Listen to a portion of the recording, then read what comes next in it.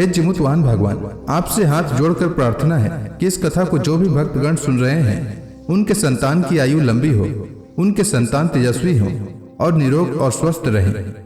अब आइए सुनते हैं जितिया व्रत कथा। आप सभी श्रोतागण से एक छोटी सी अनुरोध है कि कथा अच्छी लगे तो लाइक और शेयर जरूर कीजिएगा। कथा शुरू करने से पहले एक बार प्रेम से बोलिए गणेश भगवान की जय, जिमुतवाहन भगवान की जय, दुर्गा माता की जय। प्राचीन समय की बात है।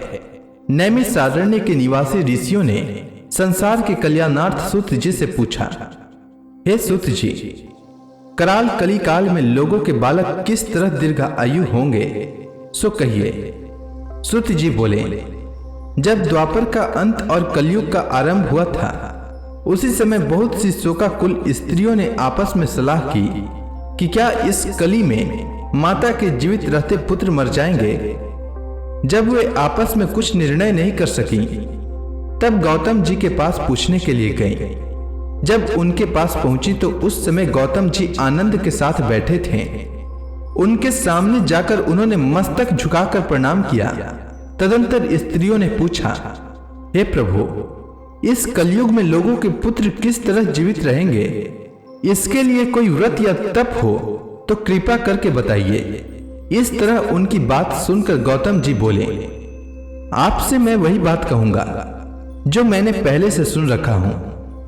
गौतम जी ने कहा, जब महाभारत युद्ध का अंत हो गया और द्रोण पुत्र अश्वत्थामा के द्वारा अपने बेटों को मरा देखकर सब पांडव बड़े दुखी हुए, तो पुत्र के शोक से व्याकुल होकर द्रौपदी अपनी सखियों के साथ ब्राह्मण श्रेष्ठ धौम्य के पास गई और उसने धौम्य से कहा, हे विपेंद्र, कौन सा उपाय करने से बच्चे दीर्घ आयु हो सकते हैं, यह आप कृपा करके ठीक ठीक कहिए। धौम्य बोले, सत्युग में सत्य वचन बोलने वाला, सत्याचरण करने वाला समदर्शी जिमुतवाहन नामक एक राजा था। एक बार वह अपनी स्त्री के साथ अपनी ससुराल गया और वहीं रहने लगा। एक दिन आधी रात के समय पुत्र के शोक से व्याकुल कोई स्त्री रोने लगी, क्योंकि वह अपने बेटे के दर्शन से निराश हो चुकी थी। उसका पुत्र मर चुका था। वह रोती हुई कहती थी, हाय, मुझ बूढ़ी माता के सामने मेरा बेटा मरा जा रहा है।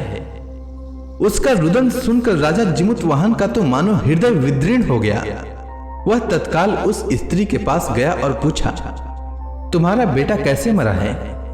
बूढ़ी ने कहा, गरुड़ प्रतिदिन आकर गांव के लड़कों को खा जाता है। इस पर दयालु राजा ने कहा, माता, अब तुम रो मत, आनंद से बैठो, मैं तुम्हारे बच्चे को बचाने का यत्न करता हूं। ऐसा कहकर राजा उस स्थान पर गया जहां गरुड़ आकर प्रतिदिन मांस खाया करता था। उसी समय गरुड़ भी उस पर टूट पड़ा और मांस खाने लगा। जब अतिशय तेजस्वी गरुड़ ने राजा का बायां अंग खा लिया, तो झटपट राजा ने अपना दाहिना अंग फेर कर गरुड़ के सामने कर दिया। यह देखकर गरुड़ जी ने कहा, तुम कोई देवता हो? कौन हो तुम? मनुष्य तो नहीं जान पड़ते। अच्छा, अपना जन्म और कुल बताओ। पीड़ा से व्याकुल मरने वाला राजा ने कहा, हे पक्षीराज, इस तरह के प्रश्न करना व्यर्थ है। तुम अपनी इच्छा भर मेरा मांस खाओ। यह सुनकर गरुड़ रुक गए और बड़े आदर से राजा के जन्म कुल की बात पूछने लगे। राजा ने कहा, मेरी माता का नाम है सैव्या और मेरे पिता का नाम शालिवाहन है। सूर्य वंश में मेरा जन्म हुआ है और जिमुतवाहन मेरा नाम है।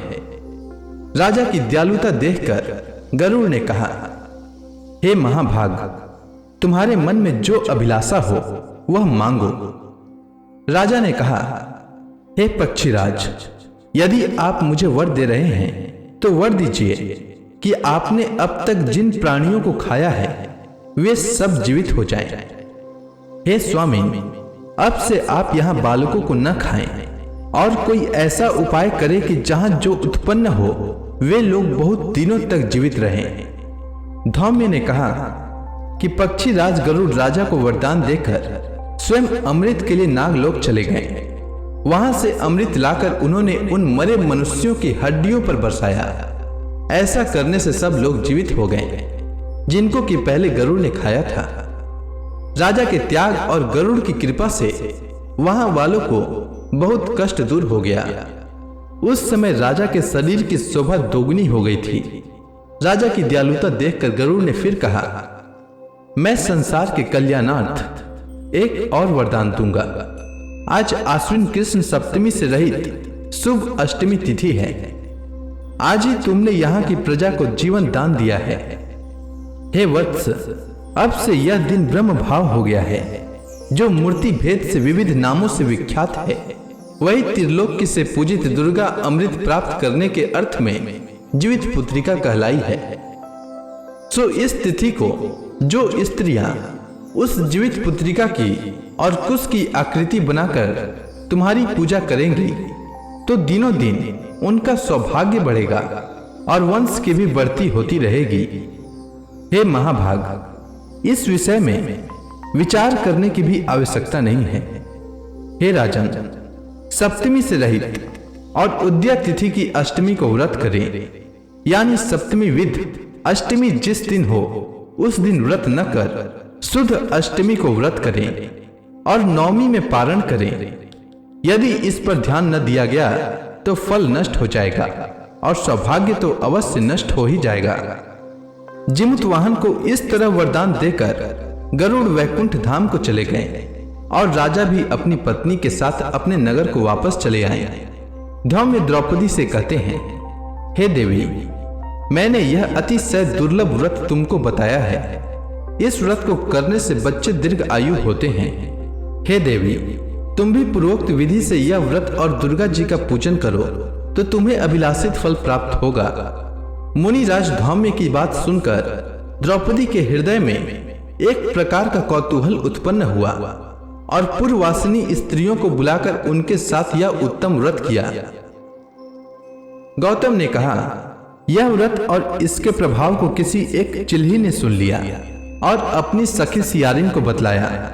इसके बाद पीपल वृक्ष की शाखा पर बैठकर उस चिल्ही ने और उसी वृक्ष के खोते में बैठकर सियारिन ने भी व्रत किया। फिर वही चिल्ही किसी उत्तम ब्राह्मण के मुंह से यह कथा सुनाई और पीपल के खोते में बैठी हुई अपनी सखी को सुनाया। सियारिन ने आधी कथा सुनी थी कि उसे भूख लग गई और वह उसी समय 100 से भरे हुए शमशान में पहुंची। वहां उसने इच्छा भर मांस भक्षण किया और चिल्ही बिना कुछ खाए पिए रह गई और सवेरा हो गया। सवेरे वह गौशाले में गई और वहां गौ का दूध पिया। इस तरह नवमी को उसने पारण किया। कुछ दिनों बाद वे दोनों मर गई और अयोध्या में किसी धनी व्यापारी के घर में जन्मी।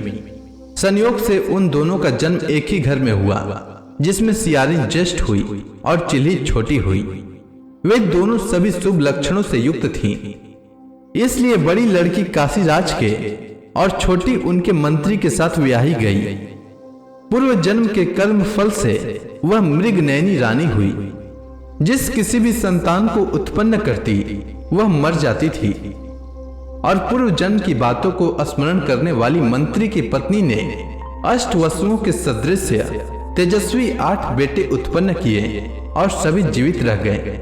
अपनी बहन के पुत्रों को जीवित देखकर ईर्ष्यावश राजपत्नी ने अपने स्वामी से कहा कि यदि तुम मुझे जीवित रखना चाहते हो तो इस मंत्री के भी पुत्रों को उसी जगह भेज दो जहां कि मेरे बेटे गए हैं, अर्थात इन्हें मार डालो। यह सुनकर राजा ने अपने मंत्री के पुत्रों को मारने के लिए कई तरह के उद्योग किए, पर मंत्री पत्नी ने जीवित पुत्रिका के पुण्य बल से बचा लिया।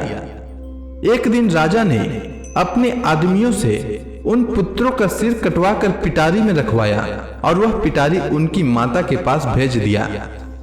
किंतु वे 8 सिर वेशकीमती ज्वारात हो गए और भले चंगे वे 8 लड़के अपने माता के सामने वापस चले गए। उनको जीवित देखकर राजपत्नी को बड़ा विस्मय हुआ। अंत में वह मंत्री की पत्नी के पास आई और उनसे पूछा, बहन, तुमने कौन सा ऐसा पुण्य किया है जिससे बार बार मारे जाने पर भी तुम्हारे बेटे नहीं मरते हैं? इस पर मंत्री की पत्नी ने कहा, पूर्व जन्म में मैं चिल्ही थी और तुम सियारी। हमने और तुमने साथ साथ जीवित पुत्री का व्रत किया। तुमने व्रत के नियमों का भली भांति पालन नहीं किया था और मैंने किया था। इसी दोष से बहन तुम्हारे बेटे नहीं जीते हैं। ओ राजरानी, अब भी तुम उस जीवित पुत्री का व्रत को करो तो तुम्हारे बेटे दीर्घ आयु होंगे। मैं तुमसे सच सच कह रही हूं। उसके कथनानुसार रानी ने व्रत किया, तभी से उसके कई बेटे सुंदर और दीर्घ आयु होकर बड़े बड़े राजा हुए। सूत जी कहते हैं कि सब प्रकार का आनंद देने वाला मैंने यह दिव्य व्रत बतलाया। स्त्रियां चिरंजीवी संतान चाहती हो तो विधि पूर्वक यह व्रत करें। तो इसी के साथ जीवित पुत्री का व्रत की कथा समाप्त होती है।